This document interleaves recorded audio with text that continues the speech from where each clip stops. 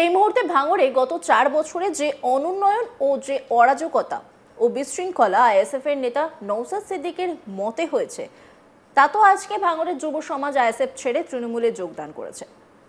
সবচেয়ে বড় নাটকবাজ নওশাদ সিদ্দিকী থাকে ফুরফুরা হুগলিতে, নিজের ব্লকে এলাকায় জিততে পারে না, আর বারবার ভাঙড়ে এসে ভাঙড়কে উত্তক্ত করেছে।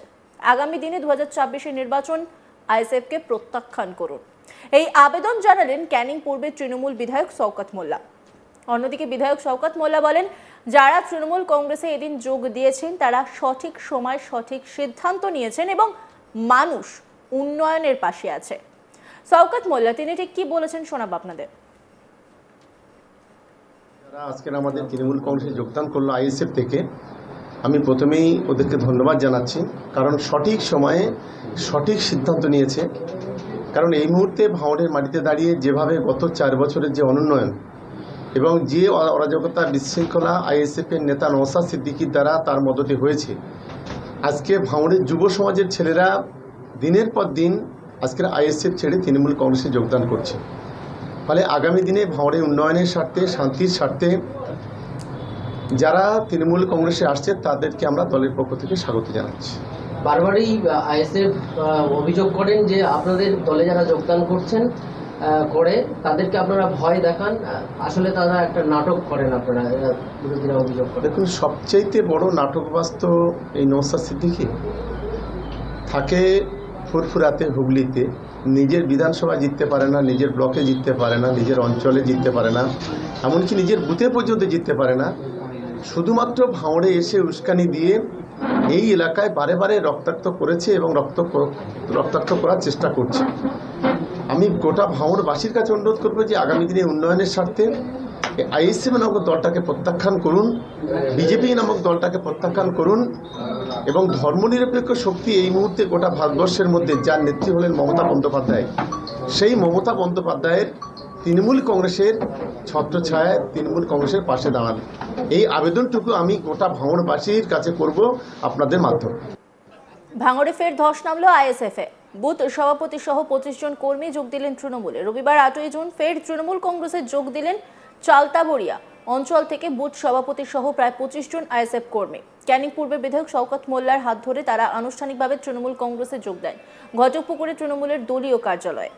সদ্য তৃণমূল কংগ্রেসে যোগদান করে এক আইএসএফ কর্মী রেজাউল মোল্লা জানান, আইএসএফে আমরা কোনো রকম সম্মান পাইনি, যখন বিপদে পড়ি তখন দলের কেউ পাশে থাকে না, উপরন্তু গোষ্ঠীদ্বন্দ্বে জর্জরিত আইএসএফ। সেই কারণেই আজ আমরা উন্নয়নের স্বার্থে তৃণমূল কংগ্রেসে যোগ দিলাম। ভাঙড়ে যে উন্নয়ন হচ্ছে তা আমরা চোখে দেখেছি। রেজাউল মোল্লা তিনি কি বলছেন শোনাবো আপনাদের। একটা মানুষ ধরে নেন, এই যে মানুষগুলো আছে, আইএসএফ কি একার দ্বারা হয়? কোনো দল একার দ্বারা হয়? হয় না। তো এই যে মানুষ, ইনি আমার সাথে আছে, ইনি আমার সাথে আছে, এনাদের সাথে যখন আমি আছি, যখন আমার কোনো একটা বিপদ আপদ আসছে, এনারা সাথ দেয় না। ঠিক আছে, চলো মেনে নিচ্ছি, তারা সাথ দেয় না, আমি আমার মতো দেখে নেব, আমার মতন আমি পরিস্থিতি করে নেব, আমি আমার মতন রাস্তা খুঁজে নেব। কিন্তু এরাই যদি আমার বিরুদ্ধে লাগার চেষ্টা করে, আমার কাঁধে হাত রেখে আবার আমার যদি আঘাতটা করার চেষ্টা করে, আমার পেটে ছুরি মারার চেষ্টা করে, তখন আমি যাব কোথায়? তখন আমি যাব কোথায়? তাহলে কি আইএসএফ গোষ্ঠীদ্বন্দ্বের জন্যই আপনি বার হয়ে গেছেন? একদম একদম। ও কথা একবার কেন, আমি বলবো। ওখানে অনেক অনেক মানে ভালো আছে, আমি সে বিষয়ে যাচ্ছি না। অনেক আকাটও আছে, তারা রীতিনীতি বোঝে না। তারা কিছু কিছু সময় সেখানে মানে আইএসএফের যখন প্রয়োজন হয় তখন ডেকে নেবে, ডেকে নিয়ে আবার যখন মানে হবে, অন্য সময় গিয়ে যারা মানে অন্য দলে আছে তাদের সাথে মিশে আবার এখানে আঘাত করার চেষ্টা করে দেবে। যখন গোষ্ঠীদ্বন্দ্ব হয় তখন কি আপনি ওপর নেতৃত্ব বা নওশাদ সিদ্দিকী এমএলএ সাহেবকে জানেননি আপনি? দেখুন, উপরের নেতৃত্ব পর্যন্ত আমি সেখানে যাব না, উপরের নেতৃত্ব পর্যন্ত যাব না। আমার পাড়া, আমার গায়ের পাশে যে থাকবে, আমার পাশে যে থাকবে, তার আঘাতটা সব থেকে বড় কথা, তার আঘাত। ঠিক আছে, সেই আঘাতের কারণে চলে আসা। নওশাদ সিদ্দিকী অনেক সময় দাবি করেছেন, যারা আজকে আইএসএফ ছেড়ে তৃণমূলে যোগদান করছেন, বিধানসভা আসলেই তারা আবার মুখ ঘুরিয়ে নেবে তৃণমূল থেকে। সেটা মানুষের রায়। যে দল পাশে থাকবে, যে দল পাশে থাকবে জনসাধারণের, যে দল উন্নয়ন ঘটাবে, যে দলের পাশে সারা ভাঙড় বিধানসভা থাকবে, তো সেখানেই আবার ফিরে আসার কি দরকার? আপনি তাহলে বলছেন যে ভাঙড়ে টিএমসি উন্নয়ন করছে? হ্যাঁ, অবভিয়াসলি উন্নয়ন করছে। আমাদের ভাঙড়টা একরকম পরিস্থিতি আগে ছিল, একরকম হয়ে গেছে। ভাঙড়ের মধ্যে এখনও অনেক খারাপ কিছু আছে, বড় বড় জায়গার দ্বারা। সেসব সব আস্তে আস্তে ঠিক হয়ে যাবে। কোন অঞ্চল থেকে কতজন যোগ দিলেন? আমরা মেনলি 166 নম্বর বুথ চালতাবেরিয়া অঞ্চল থেকে। এখানে তো মানে চার দেয়ালের মধ্যে এই মুহূর্তে 20-25 জন। আইএসএফ ছেড়ে আপনি আজকে তৃণমূলে আপনার নাম?